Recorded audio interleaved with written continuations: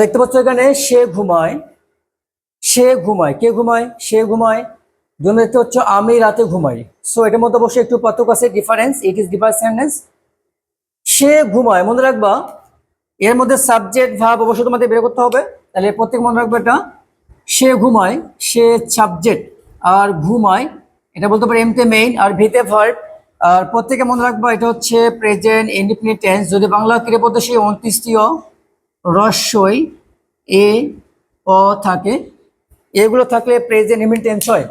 তাহলে সে ঘুমায়, কে ঘুমায়? সে ঘুমায়। তাই বলতে পারি সে সাবজেক্ট, আর ঘুমাটা কি? মূল ভাব। তাহলে অবশ্যই বলতে পারি আমরা প্রথমে কি নেব? হি, অথবা কি নিব? শি। হি অথবা শি। আর ঘুমা অবশ্যই কি নেব? স্লিপ। আর আমাদের এই প্রেজেন্ট ইনডিফিনিট টেন্স হলে সাবজেক্ট থার্ড পারসন হলে মূল ভাবের সাথে এস বা ইয়েস বসে। সো আমরা অবশ্যই কি নেব? এখানে এস নেব। তাহলে কি বলতে পারি? সে ঘুমায়, হি অথবা শি স্লিপস। আমি ঘুমাই, আই স্লিপ। তুমি ঘুমাও, ইউ স্লিপ। 2 নম্বর দেখতে পাচ্ছ, আমি রাতে ঘুমাই।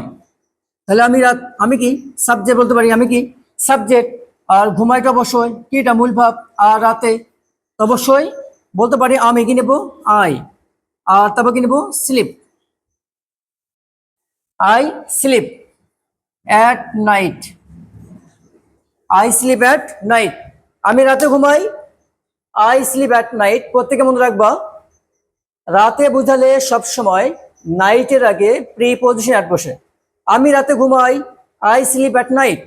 তুমি রাতে ঘুমাও, ইউ স্লিপ অ্যাট নাইট। তারা রাতে ঘুমায়, দে স্লিপ অ্যাট নাইট।